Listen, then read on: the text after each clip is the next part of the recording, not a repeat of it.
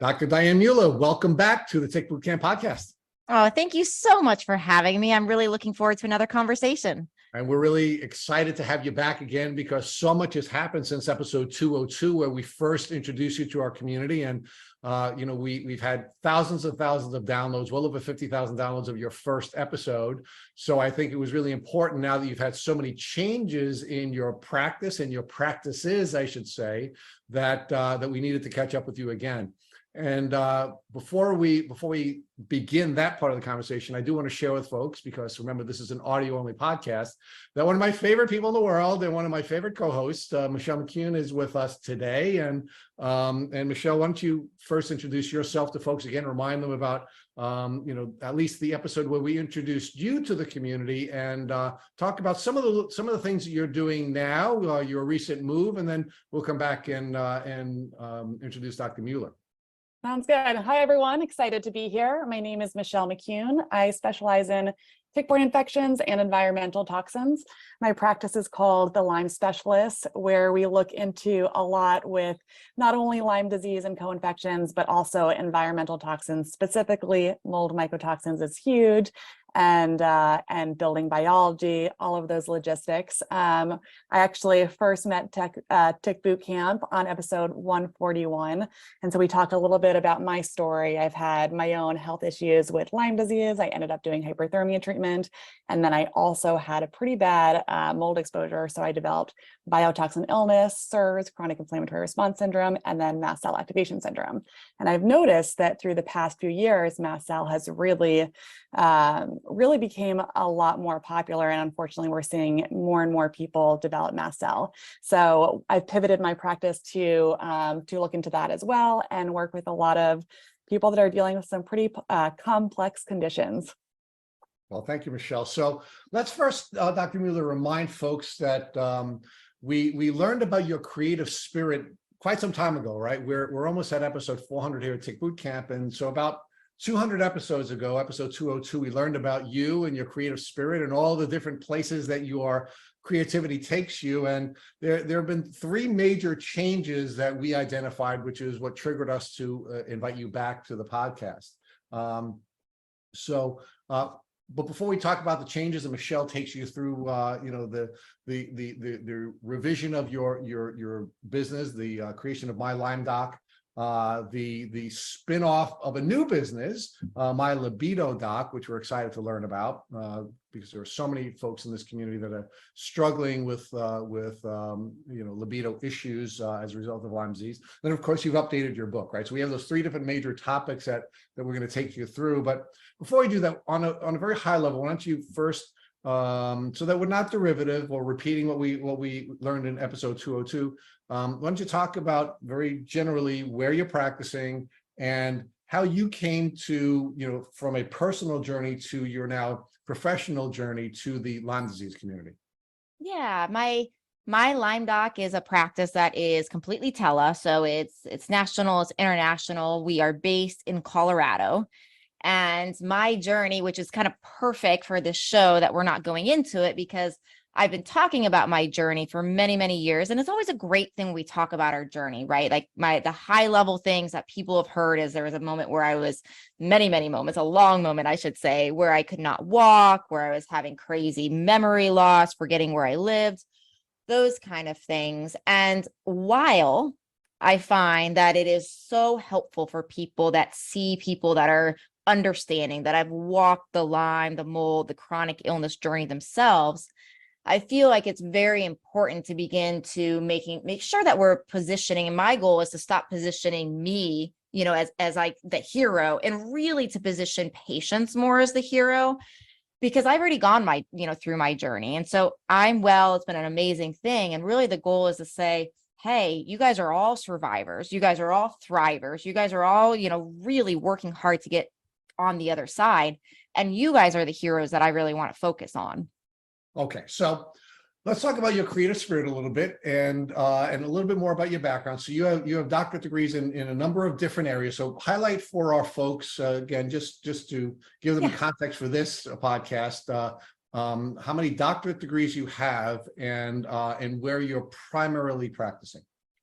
Yeah, so I have a doctorate in naturopathic So I have my naturopathic doctorate, which is 4-year doctorate degree, similar to MD's, focus way more though on herbs, natural medicine, that sort of thing.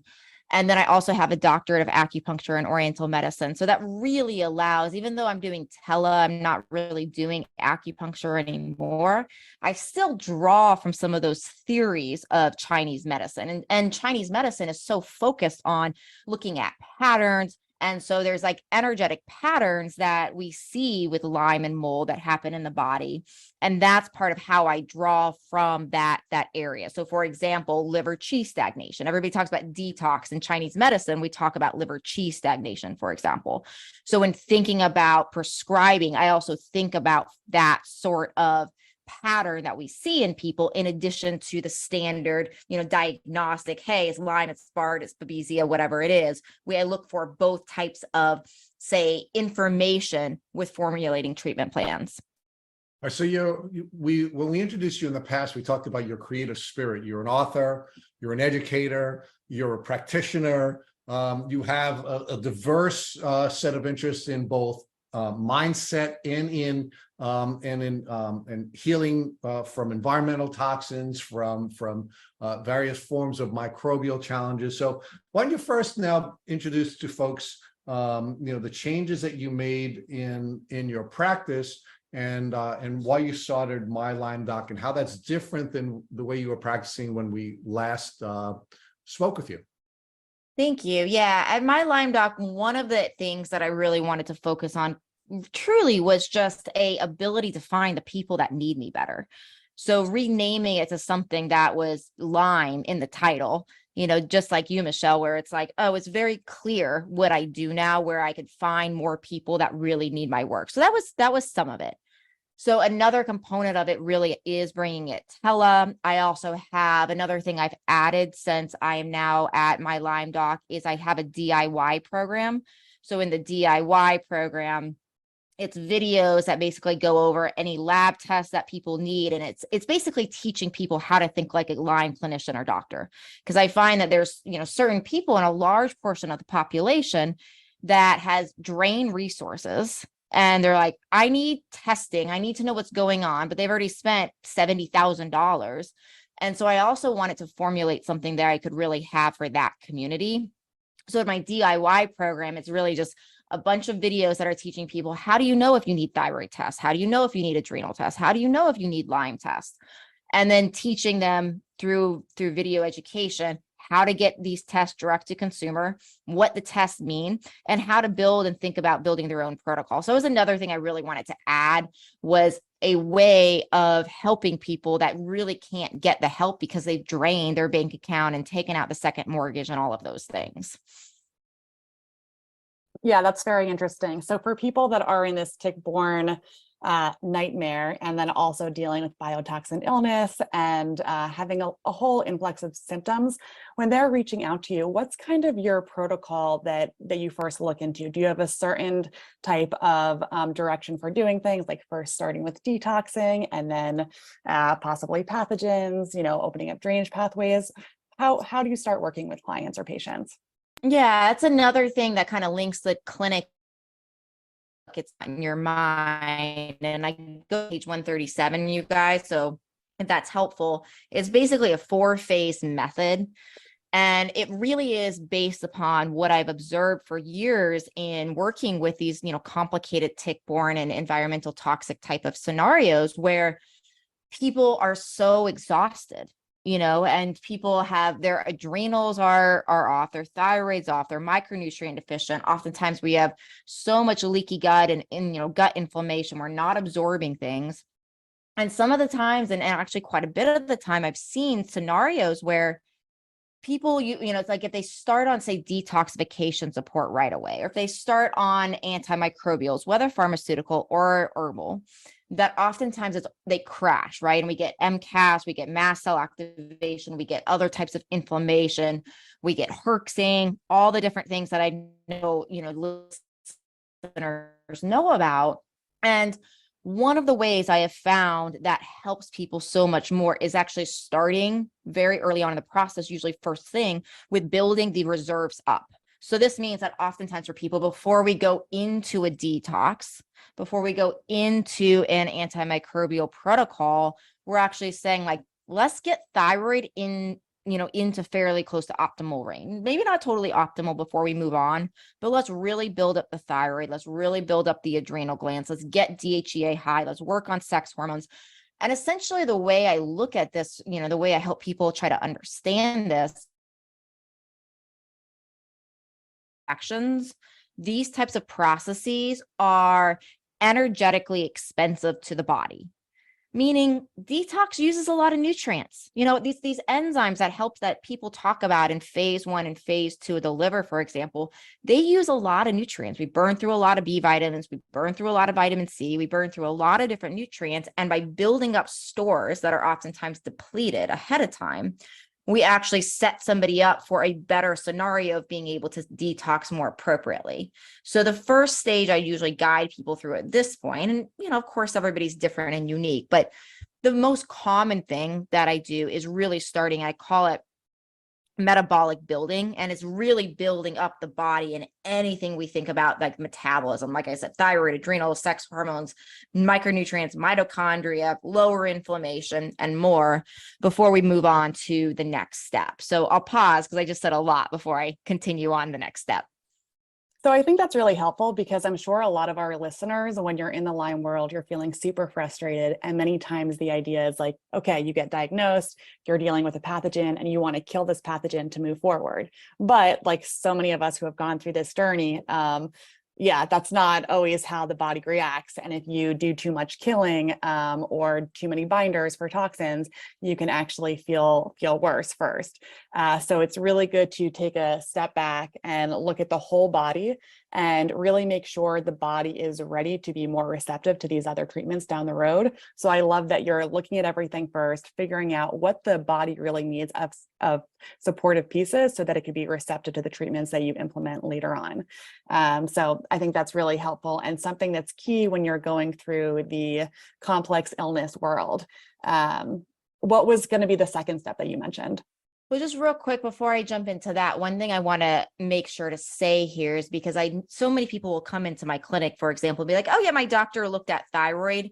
And I find that a lot of people in the Lyme and mold community get very, very educated in Borrelia and Bartonella and Babesia and mycotoxins, right? But then their doctor looked at TSH, the most common thyroid hormone that is measured, and their doctor said that it is normal. So the one thing before we move on to phase 2, I just want to make sure everybody is aware of, because I do find that there is this huge knowledge base that everybody in this community has, but not always down to the intricate levels that just like with Lyme disease, just because if you got, a Western blot run by conventional medicine and they're like, no, it's not Lyme. And, you do more thorough investigative and more proper testing and work with a Lyme literate clinician, all of a sudden it's like, actually, this is Lyme disease. The same thing is true for thyroid and cortisol and DHEA. So just to make sure that everybody's on the same page with, like, if you feel like you've ruled those things out around like, oh, your body isn't suffering that way, make sure you're actually working with a clinician that, just like with Lyme values, is literate in how to interpret all these other values as well. So, and then moving on to phase 2. Phase 2 has lifestyle in my matrix, and lifestyle is all the things that you can think of that would go here, right? So it's diet, it's movement, it's lymphatic work, it's mindset. But I put lifestyle actually in the treatment order after the buildup phase, because so many times I have found in this community, when people go into lifestyle too quickly and too early, if you don't have the stores and you're like making it from the bed to the bathroom is an impossible feat. Showing up for your appointment is really, really hard because of the level of fatigue and brain fog, right? If you're in a position like that, it's really difficult to change anything lifestyle wise and do, say, self-lymphatic massages or anything else, because you just don't have the energy, in that scenario, in this example, people just don't have that energy store. So, if you have the energy stores and you're like, oh yeah, I can do, 5 minutes of self-lymphatic massage every day, and I can wander around and, get at least 5 minutes of movement a day, just something. We might do lifestyle a little bit earlier on, but I like to put it at phase 2 just to not overwhelm people that are like, I can't, like, you want me to do this extra thing? I can't even survive my day. So that's really why lifestyle's in phase 2. And I feel like the 2 most important things that I see missing for people in this particular section are moving the lymphatic system and doing lymphatic, drainage type of work, as well as doing the mindset work. And the thing I want to say about lymphatic drainage is a lot of people do like basic stuff like dry skin brushing. A lot of people are doing, and doing like hot, cold types of, contrast hydrotherapy. So I see people doing that, and that stuff is helpful. But there's something different and something more powerful I find about lymphatic massage. And self-lymphatic massage, if you're on a tight budget, is something that absolutely helps. But doing actually a full lymphatic massage with a lymphatic therapist, somebody that's specialized in this particular type of massage, at least to teach you how to do it. I do have videos that we've done and all that to teach people, but to have a professional actually touch you and say, this is how deep you want to go for this type of massage. It's not deep. It's like half a pound of pressure. So to have somebody teach you, that's really important. And it's also it's a missing piece that really, really helps with herxing and with MCAS and preparing the body. And then the second thing in the lifestyle, that's the most common thing to miss, that I feel like is one of the crutch keys to preventing recurrence, to healing, but also preventing recurrence, is to get people out of the sympathetic dominance, to really work on the nervous system. Because the number one reason that I personally see, and I know there's people that have different opinions, but my professional opinion is the number one reason why Lyme recurs or people plateau and don't get well, like that over that next hurdle, they make it to a level and it's like, oh, I'm stuck at 70%, I can't get better, is the nervous system. And we even see that adrenaline that we see when the nervous system is more in an adrenaline state, we even see that adrenaline helps with the formation of biofilms of Borrelia, of Lyme disease. And when we also know that when biofilms occur, that it helps the cells of the Borrelia, it helps the bacteria to communicate better together. So we see this like direct path of like, oh, I'm in fight or flight. My nervous system's running this way. My the Borrelia then is communicating better. The Borrelia is then multiplying better. And so there's this very clear sense of fight or flight leads to this. So it's clear physiologically, what's happening, like from a mechanism standpoint inside the body, why stress is such a big deal. But of course, it's very, very hard when we're in these survival states. Anybody with Lyme is going to be in survival. So naturally, most people are going to move to this fight or flight, which is the body trying to kick them, move them, help them survive.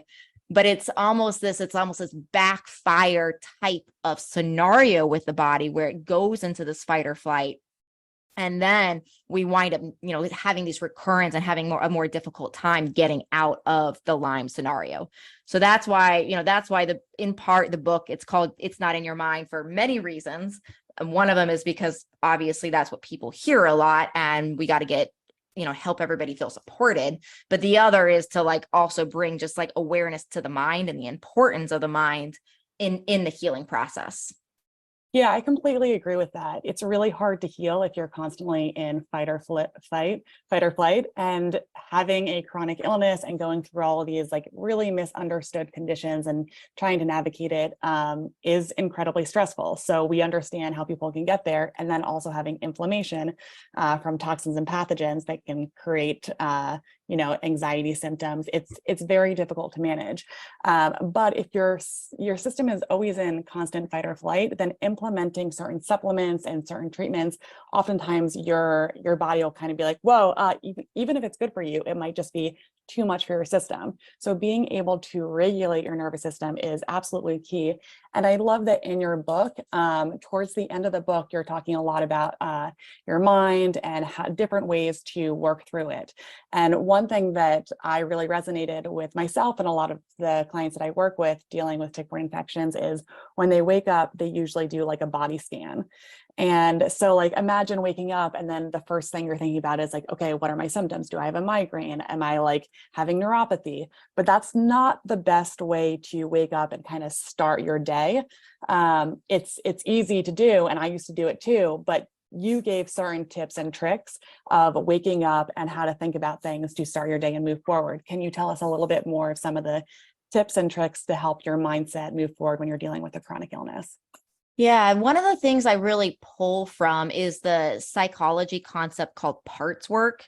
So parts work is really based upon there's a lot of different parts of ourselves, and they might all have different feelings and opinions. And, the one example is like, oh, your friends are over, very basic example, parts work. Your friends are over, you're having a great time. You got to get up really early. You might have one part of yourself that's saying, oh my gosh, I hardly ever get to socialize like this. I just want to hang out with my friends.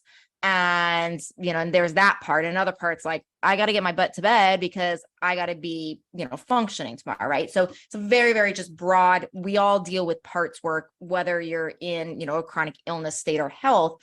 Everybody has different parts of themselves that sometimes want different things at different times. Right. We obviously see this in children too, all the time. So one of the basic things that I think people can get stuck in is when they're doing the body scan, the brain can really hook on to, oh my gosh, my knees, my back, my head, my joints, my yacht, and just going through the list. And that part of oneself that is truly suffering, that is truly a victim of a moldy place, of a tick, of whatever else bit and impacted them, that part feels like a victim. That part really is a victim. Like that part got attacked. That part did not ask for that. It did not make any choice, to get that. So it's really easy in doing that body scan for that part to feel like I'm angry, and I'm pissed. Why did this happen to me? And so part of the exercises that I really talk about are allowing for other parts to actually have a voice too. And this is not just like this, this law of attraction thing, nothing against that, but that's not what I'm saying here. I think that doesn't work very well in these sorts of scenarios because what we don't want to do, we don't want to get into this point where we were like telling that part that's already a victim of the circumstance. We don't want to tell that part that it's bad, right? Or that it's wrong. Like, yeah, you should be angry. This situation's horrible, so that part has a right to be angry. So rather than pushing that part away and being like, hey, I'm just going to sit and like chant, like I'm healthy and I'm healthy and I'm healthy and well, rather than doing that, it's inviting other parts of ourselves to actually have a voice too. And when we actually allow other parts of ourselves to have a voice too, it can kind of break the state and snap somebody out of things. So it's almost having, sometimes I call it having an internal board meeting. So, waking up, notice yourself do the scan, let yourself do the scan for a moment. Let that part have a voice. Today might be an exceptionally hard day. But then the idea is not getting stuck in that thought loop and letting that part be the only part of oneself that has a voice, because all of that is true. And there's also part of you that if you're alive, there's part of you that is still fighting every day. There's part of you that has a will beyond belief. There's part of you that is so strong. There's all of these other parts that actually have not gotten, in this example, to speak as much. And so in a body scan example, it might look like this. You wake up, you allow yourself to body scan. As soon as you catch yourself, maybe wrap it up and say, hey, I'm going to have one more minute. And then I'm going to allow another part of myself to say something. And this is where the questions we ask become so important, because whatever question you ask is the answer you're going to get. If anybody asks themselves a question around like, what sucks in my life right now? If you're healthy, if you're well, if you're asking yourself that question, you're probably going to start looking for the things that are not good in life, right? So with parts work, the idea then is once you've done the scan, you've given yourself a moment, you said like, you have a right, that part of myself, to be frustrated, to be annoyed, to be all of these things. And what part of myself am I like, what's happening in my life that I'm really proud of? Is it the fact that you are fighting every day? Is the fact that you have a will that's stronger than so many people because of what you've been through? But we allow these other parts, by asking these types of questions, to actually begin to have more and more of a voice. And we allow them to become, the more we can ask these questions, again, we're not pushing that other part away. We're just not getting stuck in it. So we start asking ourselves these other questions to get ourselves out of that, because the problem's not the scan. The problem is the vicious cycle of the scan. So what we want to do is break that cycle so we can start moving into like, wow, oh my gosh, like I am the strongest person I know for waking up and getting out and like getting my kids to school when I can barely even stand. Like, holy cow, am I strong? Like those are the kind of things we can also be saying to ourselves.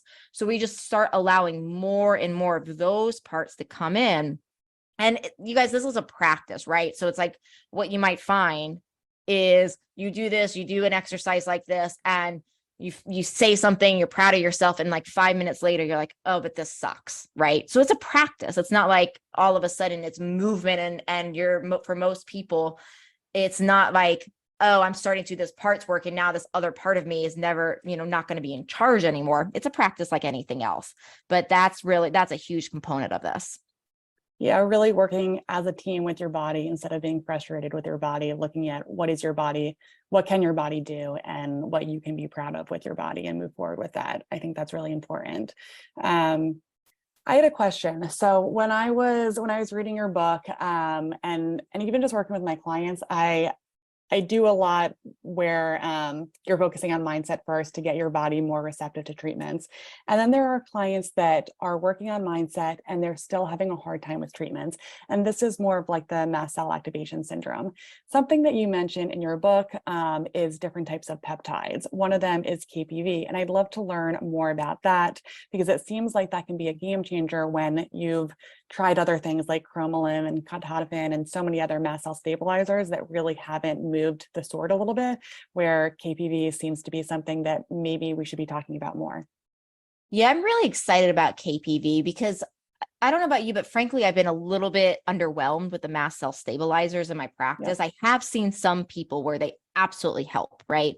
So it's not to say that don't ever try them or anything like that, but I've seen a significant number of MCAS patients where you put them on a mast cell stabilizer and they actually have a mast cell reaction to the stabilizer, to the mast cell stabilizer. So it's really important to have other options. And so I started working with KPV in particular when I was looking for a solution for somebody that really wanted to try VIP.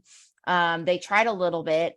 They reacted negatively to it. But from a VIP standpoint, oftentimes we talk about VIP, which is a peptide, that it works with MSH. It works with melanocyte stimulating hormone, right? And so KPV as a peptide is a MSH. It's a melanocyte stimulating hormone analog. So in my mind, theoretically, okay, we can get to some of the same sort of processes that we do with VIP, potentially with MSH. With KPV. So that was initially what got me interested in it. And the finding of what I've seen in my MCAS patients really just started with that curiosity of like, how it is with MCAS patients. It's like, we're constantly looking for, they're reacting to something and reacting. It's like, we got to find another way in. So I started using this on just a few MCAS patients in the beginning, and then started really finding that I've had so many people that have not only not done well with MCAS stabilizers, but people that are like reacting to showers, right? People that are reacting to literally anything, and they start being able to get KPV in. And so, and KPV I've seen to be that door. And I think it's just calming some of the inflammation enough where other treatments, then we can start using them and working. And you guys, it's still really slow. And I'm doing a lot of intranasal or throat sprays for KPV. I'm also sometimes using it transdermally and doing it topically. So, using different applicating methods for different people, trying different things, because sometimes people will react to one delivery system and not another. So know that there's different ways you can get that in. But it's a really exciting thing. I'm using the other peptide I am using quite a bit is BPC-157. I imagine you guys have talked about that one on the show because that one has a little bit more press, I feel like, around it than the KPV. But I'm actually finding like BPC-157 is great, but I'm actually finding from a MCAS, so from a true MCAS perspective, I'm finding less reactivity to KPV than to BPC. 100%. Yeah. Yeah. And so for those of you listening who are not super familiar with BPC-157, it's a peptide and it can help with really gut health. And then also now people are using it in injections. So I've seen where people have had, like, instead of doing steroid injections for certain pain points or joint points, they're actually doing BPC-157 injections to help heal that area and help with pain management. So it's really cool how peptides are getting out there and healing on a more natural level. But I've seen the same thing where I feel like if you give BPC-157 to someone with mast cell, sometimes it can actually overstimulate their immune system, and it's a little too much. Not with everybody, but with some people, where introducing KPV first kind of sets the stage for their body to be acclimate to other treatments a little bit better. Well, another theory I have of what's happening there too with the BPC, and this is theoretical, you guys, but BPC, because it does do such a good job of healing the intestinal tract, right? So it's so good with leaky gut. It's so good with intestinal inflammation. And so there's a curiosity of, are there intracellular parasites that are actually being pushed out that maybe were dormant, and we heal the cells when we push the parasites out? Well, parasites really activate MCAS, right? So because they're so histamine inducing. And so this is just theory, but I am curious about it, because I do see what we're saying here, this huge reactivity. And I say this also because I'm also seeing from a parasite perspective, I'm using more and more of this very controversial thing. I'm using more like ivermectin, daraprim, these types of drugs for, not for Lyme, but for parasites like toxoplasma, right? So toxoplasma is a medication or toxoplasma is a parasite that some of these other types of medications are being used for. And I'm seeing people like 10 days on these types of medications, very short time period. And all of a sudden we have brain symptoms going away, right? Like crazy brain fog. So it does make me wonder too, in the grand scheme of all of this, how much we are actually seeing with these types of situations, hidden parasites that are just not being touched by other mechanisms. So I do kind of wonder with BP7, if that's BPC-157, if that's part of the problem, is that it's pushing out parasites into the intestinal tract. Yeah, that definitely makes sense. And when you're looking into parasite treatment, when is that on the list? Because I know that if you do it too fast, you can have a lot of inflammation and it just kind of creates a whole storm. So we don't want to do that. But when is it a good time to implement those types of treatments? I tend to do it last, towards the end. And I do that because, again, stage 1 is building, stage 2 is lifestyle, stage 3 is really detox.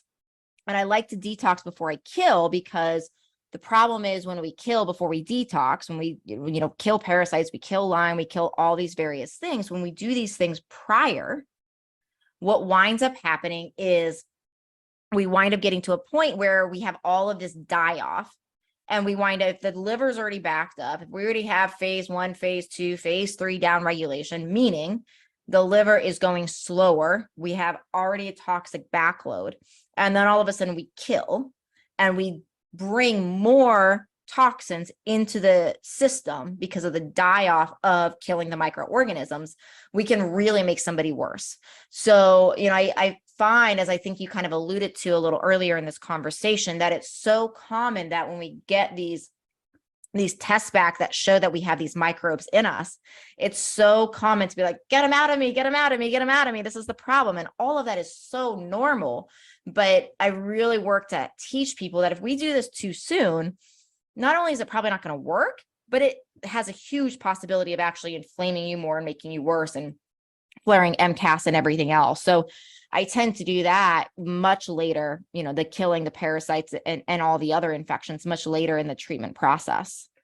Yeah, I 100% agree. And I think that as you're going through this process, as you're really getting the building blocks for your body and creating a train as your body to get stronger, you're going to see that a lot of things have an easier time going in remission, so that when you go to the stages of antimicrobial treatment, that you don't actually oftentimes have to do as much antimicrobial treatment than you originally thought, because a lot of things are a bit more stable now that your body's stronger.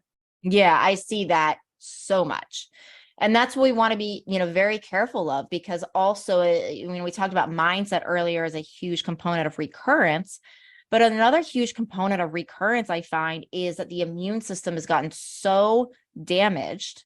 And oftentimes that comes from the microbiome being so damaged because of so many, drugs. And by drugs, I'm saying, actually, I shouldn't use the word drugs, because I mean both pharmaceutical and herbal. I don't mean just pharmaceutical. I mean anything that we're giving that's a strong microbial killer can potentially damage the microbiome. Like, oil of oregano is one of my favorites from a microbial standpoint, but you're going to get microbiome damage with that, right?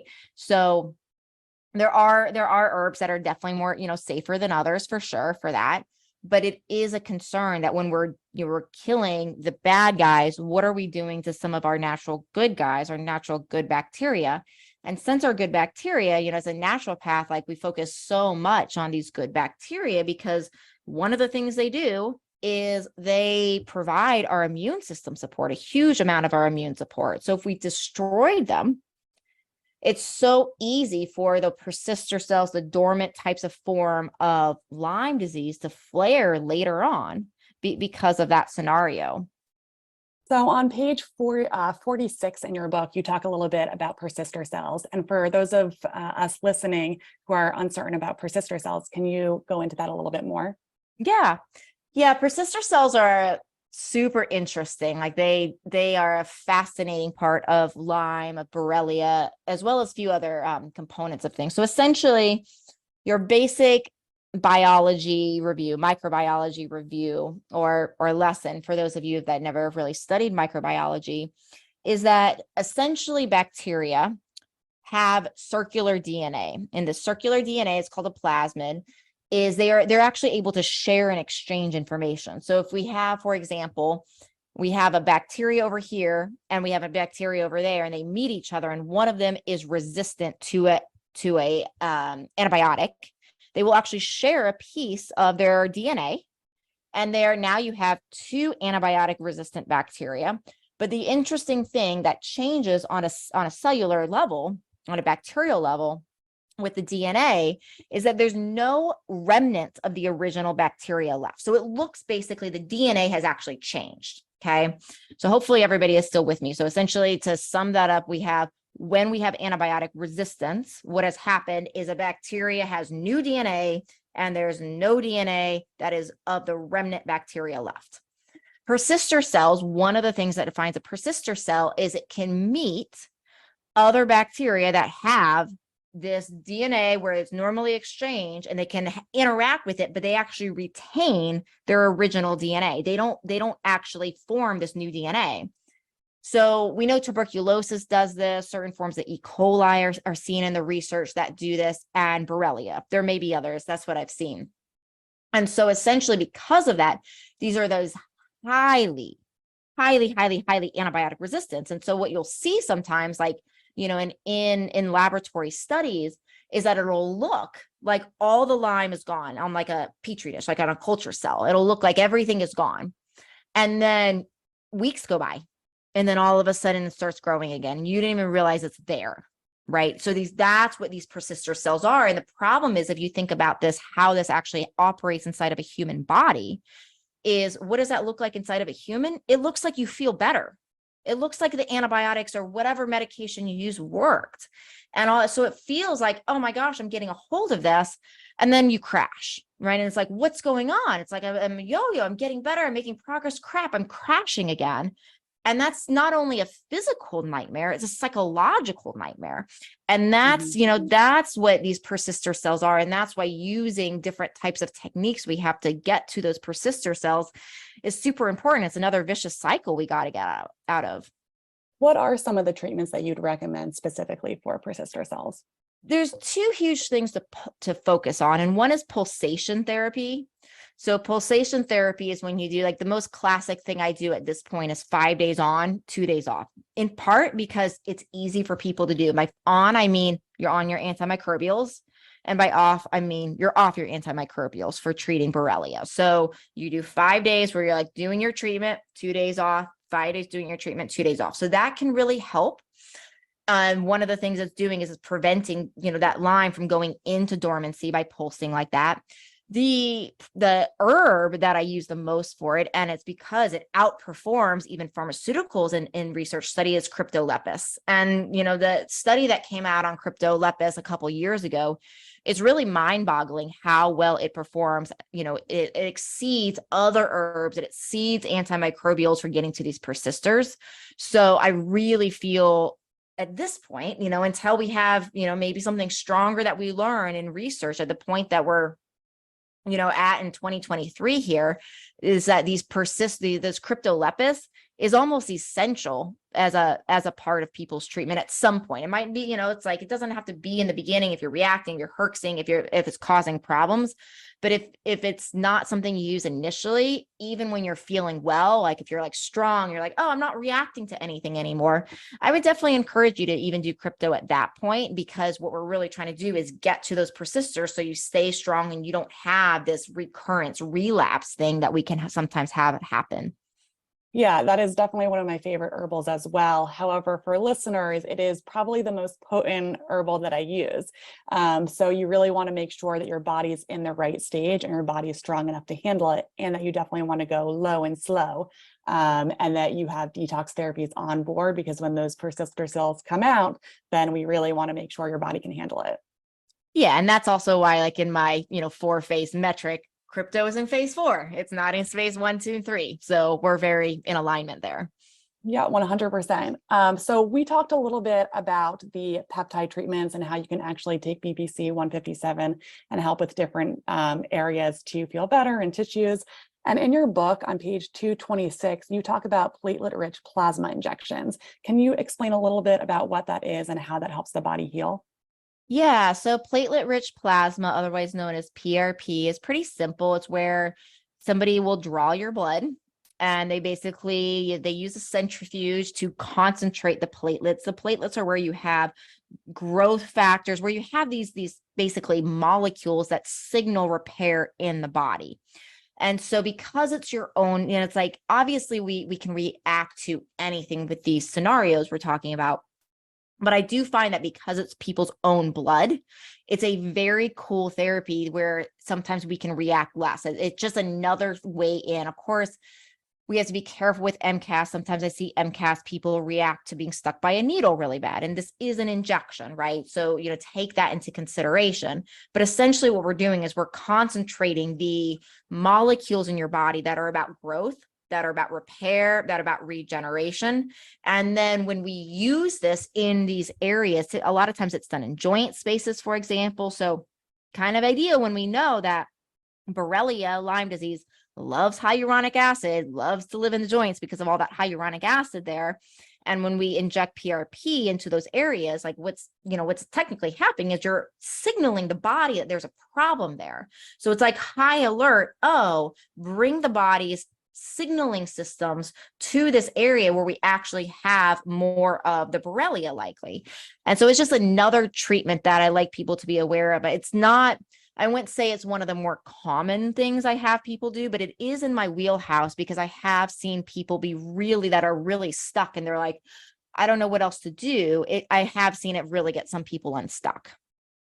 Okay. Yeah, I hadn't heard of that treatment before. And it's definitely, when I looked at it in your book, I was like, ooh, this seems really interesting. So it's good to put out there.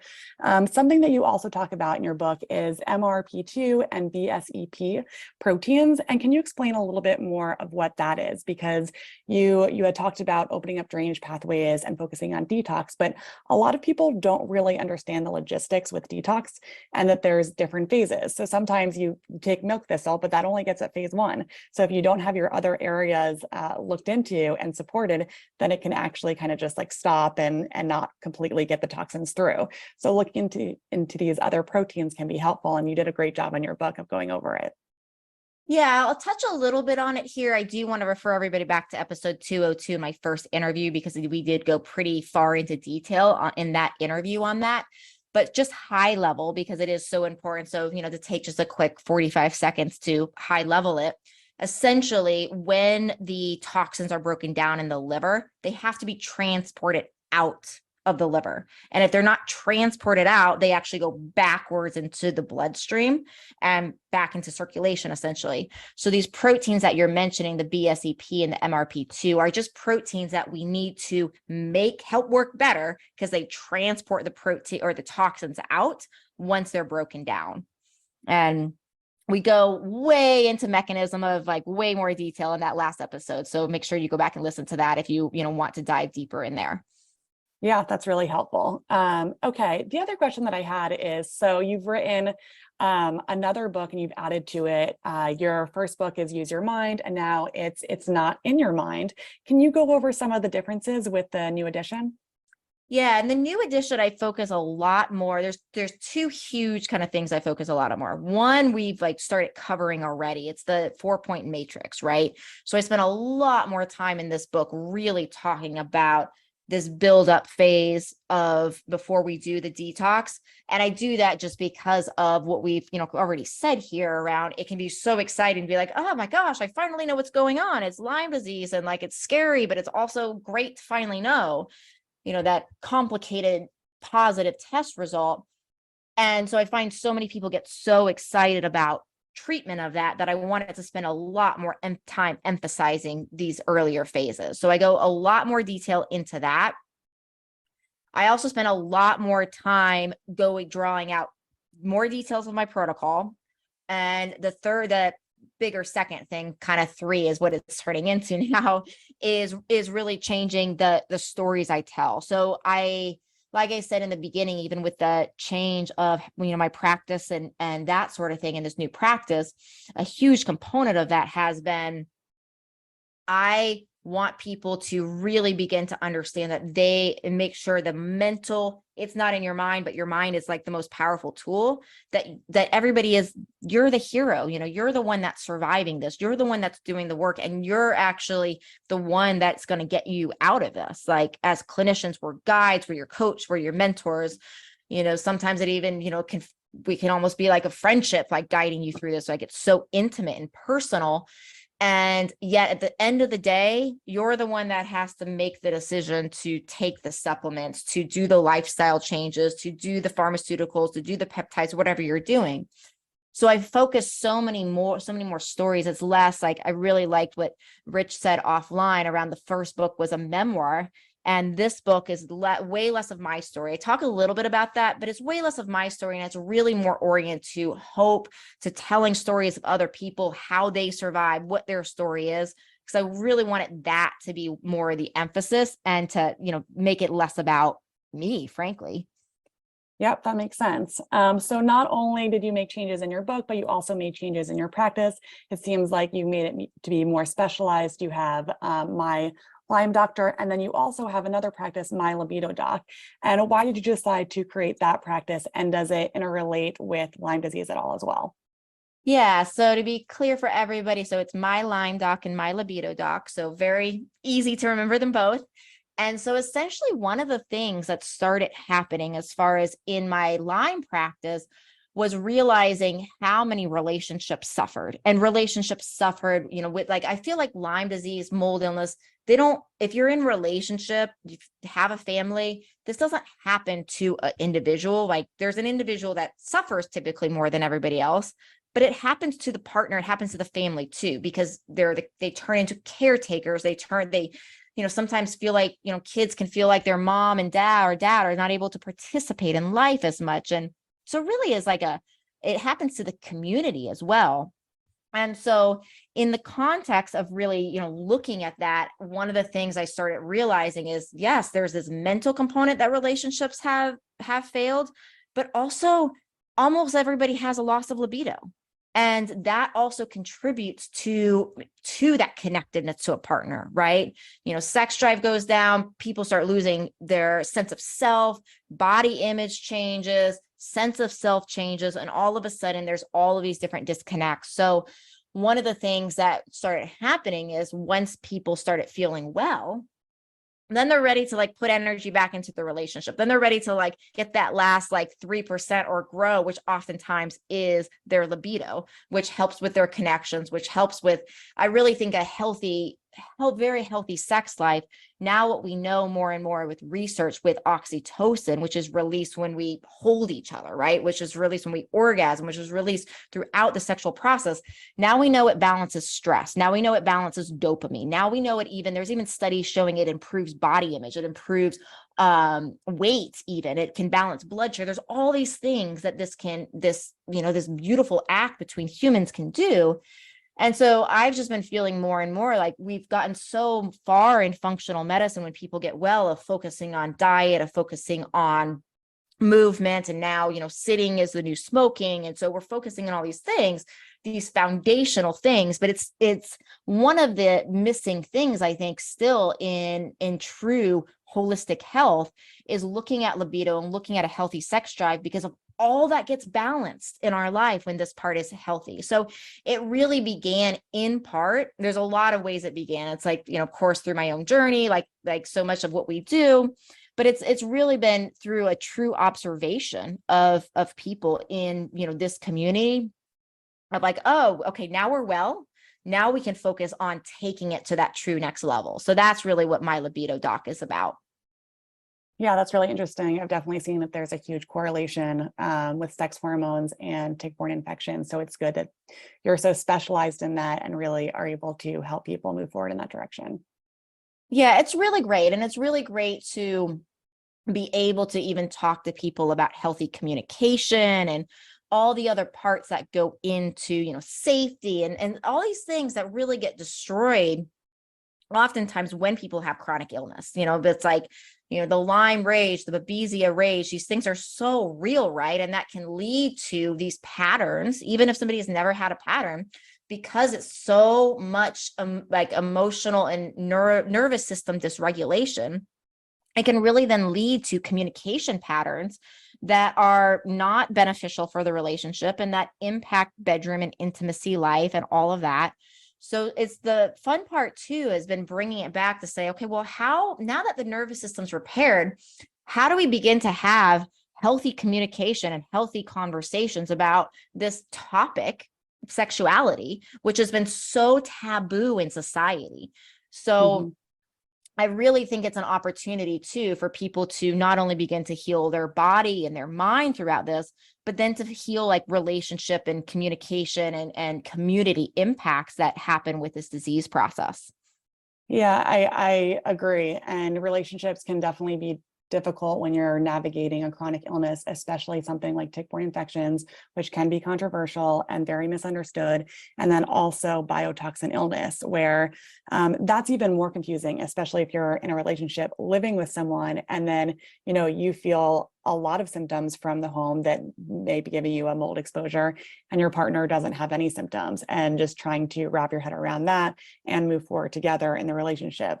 Can you tell us a little bit about how you work with people dealing with biotoxin illness, logistics with treatment, testing, all of that stuff? Yeah, it's really very similar to Lyme disease. It's really very similar to that. So it's still, the matrix is still the same. So it's still starting with building people up with lifestyle, with detox, with then the microbe component of things. The thing that's always the biggest thing that you also alluded to here with biotoxin illness is the fact that oftentimes we have confusion because some people are in, say, a house that's moldy, where there's biotoxins there in the air, and other people are, some people are sick, some people are not.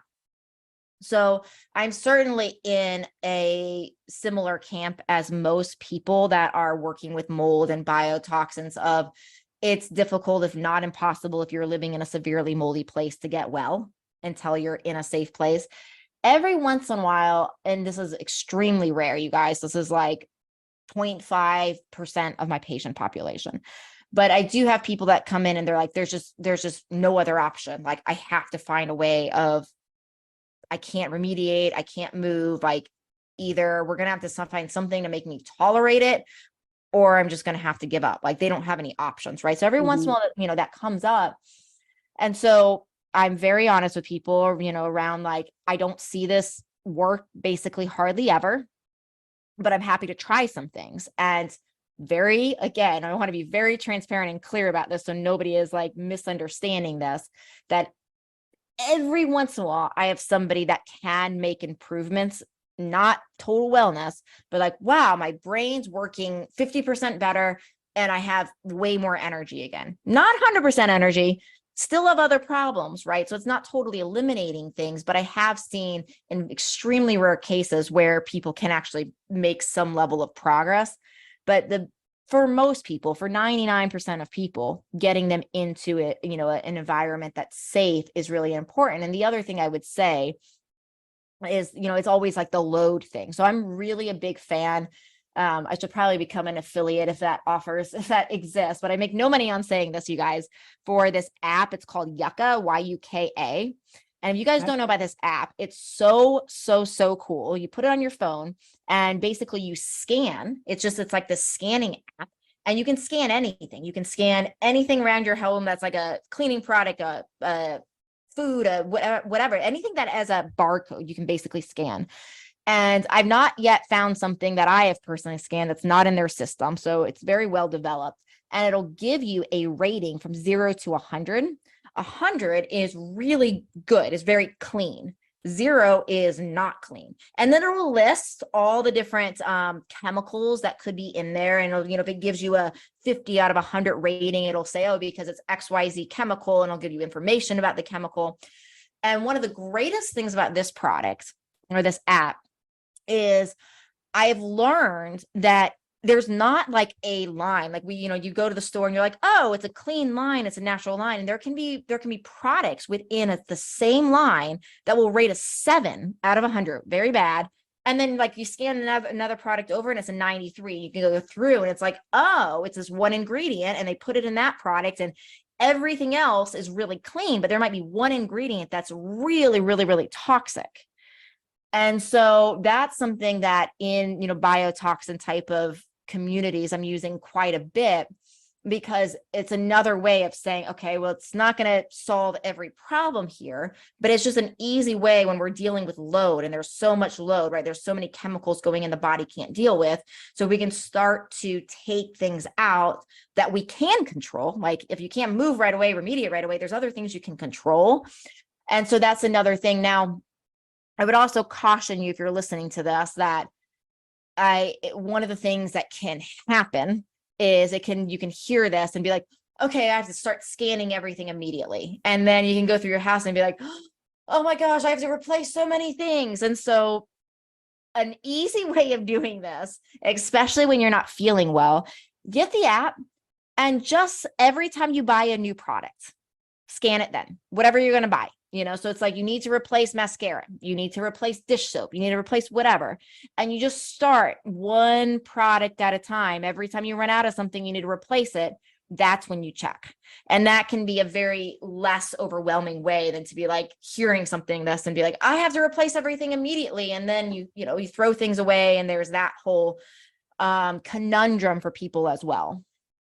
Yeah, so I've used EWG on their site. You can put in certain products and it'll give you a grade, but then they also don't have a lot of products. I have not heard of Yucca. It's YUCA, is that correct? YUKA.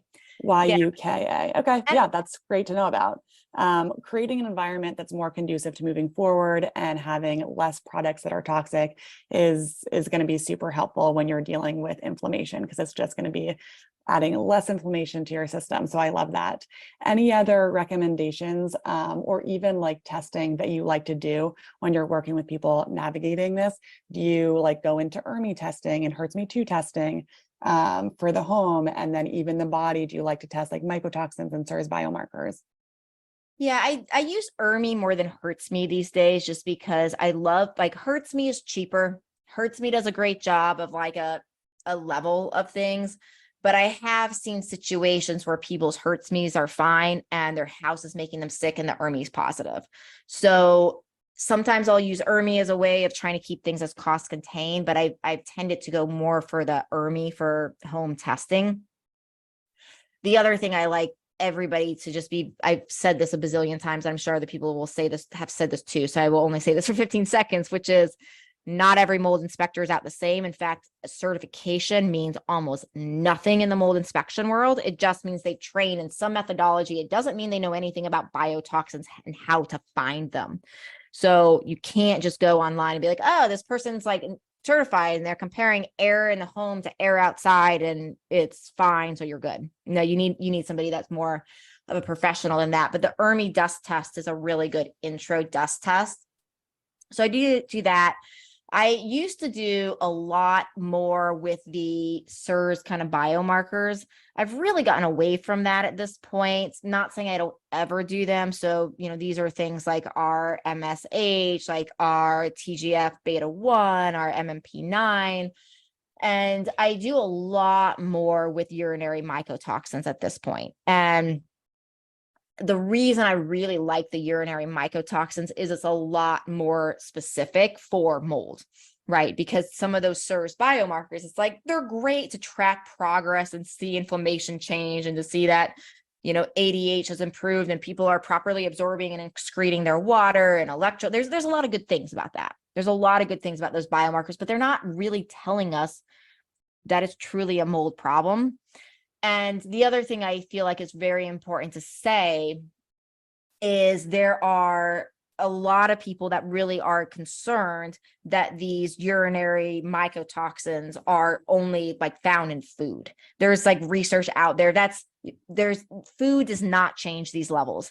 I've talked to practitioners. Yeah, I've talked to other practitioners who've done like pre and post testing where they've done like, okay, they give somebody a urinary mycotoxin test. They see what their levels are at. They put them on really, really low mycotoxin diets, see where they're at, no change. And I've also talked to practitioners that have tested the opposite, urinary mycotoxins, high food mycotoxin diets, and I say that in air quotes for those of you, because since this isn't visual, and then retest and also no change. So yeah, some of these mycotoxins may be found in food. There's definitely research that says that, but from the standpoint of that's what's actually driving these levels high, it just doesn't hold up. And it sounds like you agree, it just doesn't hold up clinically. Yeah, so 100%. Yeah, so that's really important to say. And yes, so I do all of those. I will do total tox, environment or vibrant wellness, lab company that I just love. I don't make money for saying this either. I just think they're the best. And they have a total tox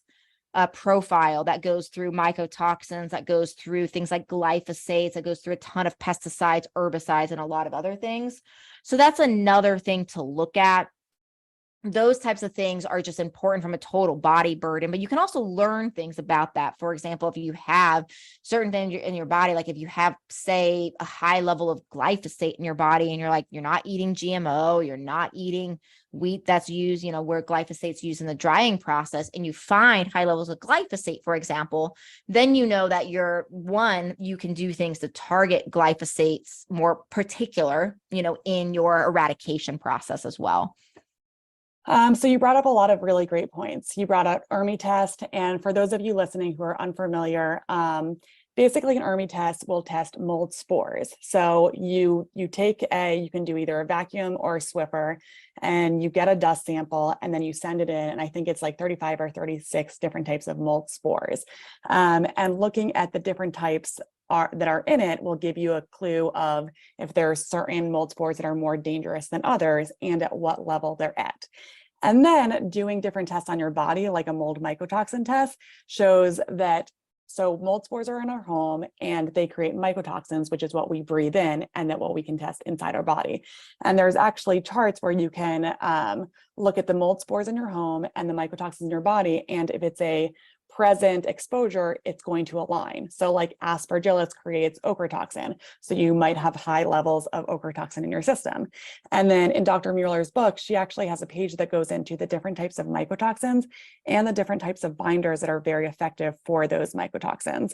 And there's a lot of different conventional products like Welchol and cholestyramine, which can be helpful, but sometimes they don't get at all of the different mycotoxins that some natural ones will, that have many different types of natural binding agents. So you're getting it multiple different types of mycotoxins so that you don't have to be on tons of different supplements, but you're able to get a bunch of them out all in one supplement. So it's also just looking into what mycotoxins you have and the best way to get them out that's going to work with your body. Yeah, and that's on page 256, you guys, what she's talking about for anybody that just loves the quick reference. That's how you can find that cheat sheet on binders and mycotoxins. And the other thing I want to say that I think is really important here is cholestyramine. Like there's studies that are showing that cholestyramine will erode teeth. Like they actually will cause tooth decay. It'll erode tooth enamel. And we now see there's just like so much of a correlation, right? We know in research between oral health and our body health, right? So it's like that's just becoming more and more, aware, I feel like, in medicine of what's happening in the oral cavity actually can affect our entire body. And cholestyramine, it's not that I've never used it, right? Sometimes if other things are not working, we have to think about like the lesser of two evils to get things out, and we work to protect the teeth and do good oral hygiene and use oral probiotics to help keep everything strong. But I really like to emphasize like things are not always just because it's like the most popular thing used sometimes, and there's everybody's talking about it, and like it's like cholestyramine is a really strong binder. It's a really it is, from a binding perspective, really good.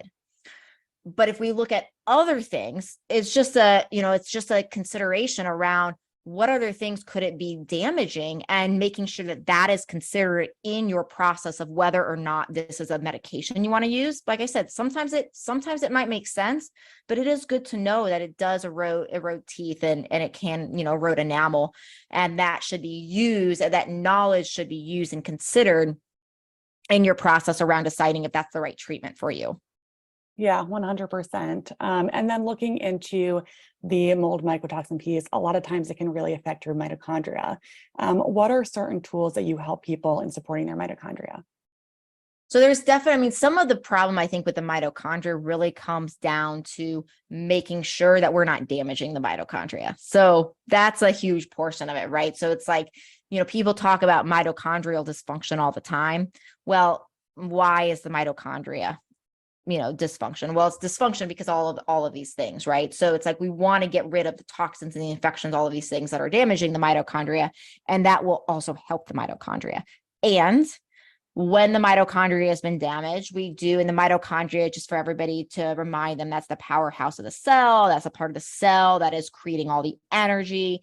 When the cell has energy, all of our cells have energy, cells can do their function better, right? So that's why the mitochondria are so important, is cells all over the body. Every cell has this mitochondria. The mitochondria need to work well for the cell, whether it's a liver cell or a brain cell or a bicep cell or whatever.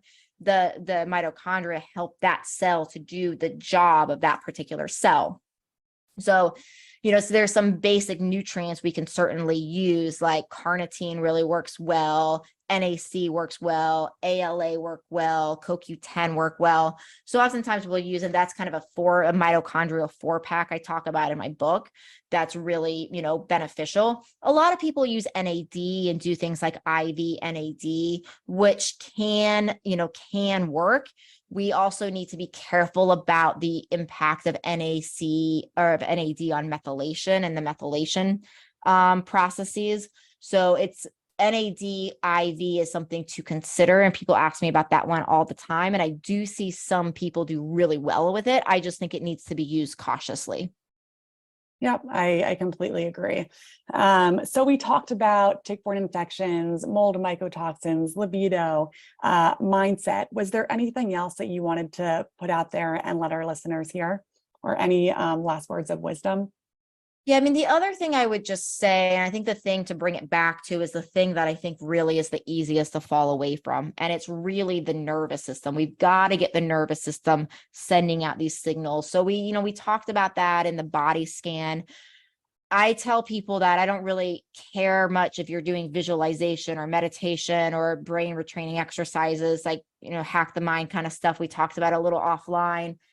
That I use in my practice, or breath work. I don't really care exactly what it is, as long as it's regular And as long as it's really designed to repair the nervous system. So my favorite breathwork activity these days has been 4-7-8 breathing.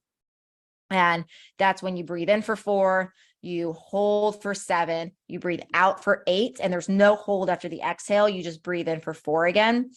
But it's super easy. And I find because oftentimes when we have biotoxin illness, Lyme disease, and we have, oftentimes people have shortness of breath and post-exertional malaise where you're tired after exercise or movement at all, that holding can be really challenging for people, right? So what I like about 4-7-8 for this community is there's no hold after the exhale.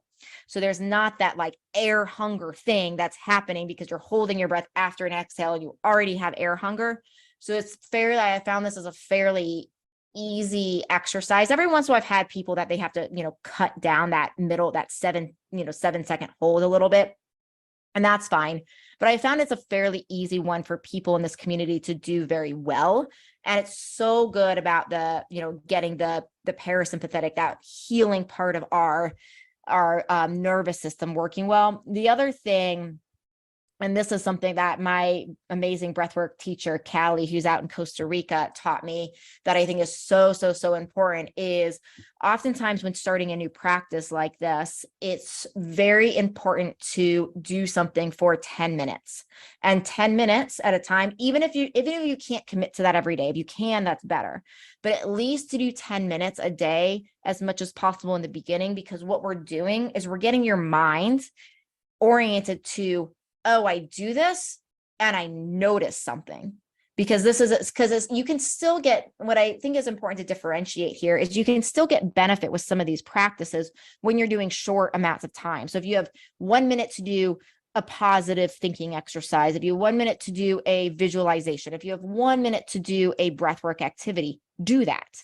All of that is training your nervous system. Don't let your short amount of time prevent you from doing that. But as much as possible, get in a longer session, a 10-minute-ish session, because that's usually the amount of time to notice the change.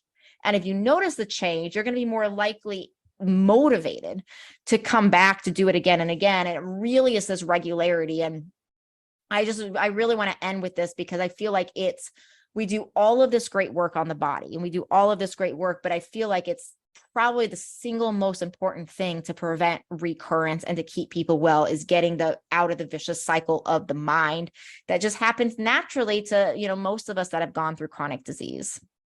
Dr. Mueller, one of the reasons I think folks have so many challenges with their mindset when they're dealing with this diabolical disease, I'm quoting Dr. Alan McDonald, is that it just steals so much from us, right?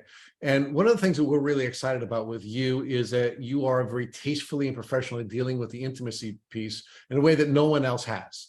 And one of the things that I'm really excited to share with our listeners is that you've decided, as part of your multifaceted creativity, you're starting a podcast, and you're starting a podcast in the space where no one else is right now. So can you share with our listeners what you're going to be doing with your podcast and when you're going to be releasing the podcast?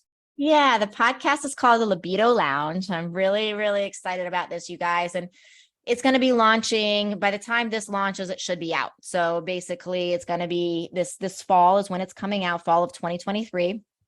And essentially what I'm really creating is a space where we can openly talk and people can ask questions and get these libido questions answered. Anything from, how do I talk to my husband? How do I talk to my partner about sex?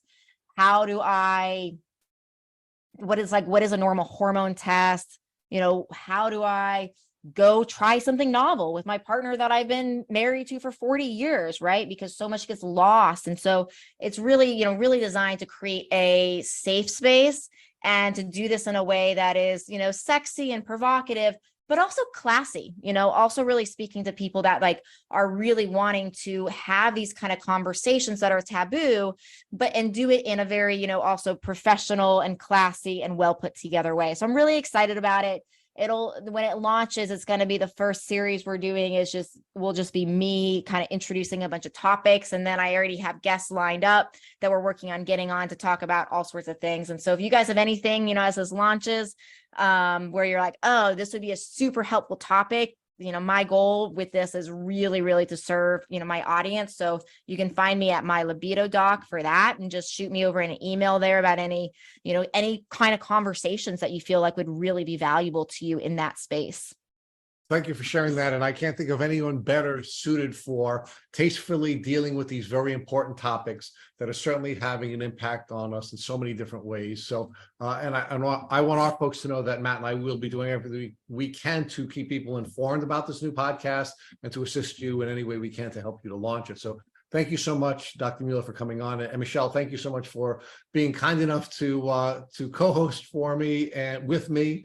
And really, I should say for me, because you carried me again, Michelle, through a very high level conversation. And I think folks are really going to benefit from this interview in a way that is not duplicative of what we had talked about before. So I can't thank the two of you enough for taking time out of your really busy schedules and sharing all this brilliant information with the folks here at Tick Boot Camp.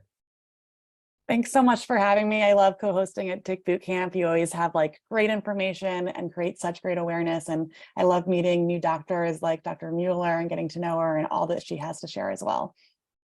Yeah, thank you both. It's been a pleasure. And I just want to make sure everybody also knows that I do have a offer for everybody, and we can put this in the show notes, I assume, where you can get my book for free. You just pay shipping and handling. So a special link for that we can put in the show notes. Right, I assume. Great. Yeah, we'll be happy to do that. But why don't you orally tell folks how they can get it as well, and we will also add it to the show notes. And quite frankly, we'd like to add it also to your description. So, folks, I did share with you all at the beginning of the podcast. We have a lengthy description on our doctor's page for Dr. Mueller, and we'll add the book and the offer to not only our show notes of this podcast, but also to Dr. Mueller's description on our doctor's page. It's super easy. It's just mylymedoc.com/heal. And that's where you'll find it. Well, thank you, Dr. Mueller, and thank you all. Bye, everybody.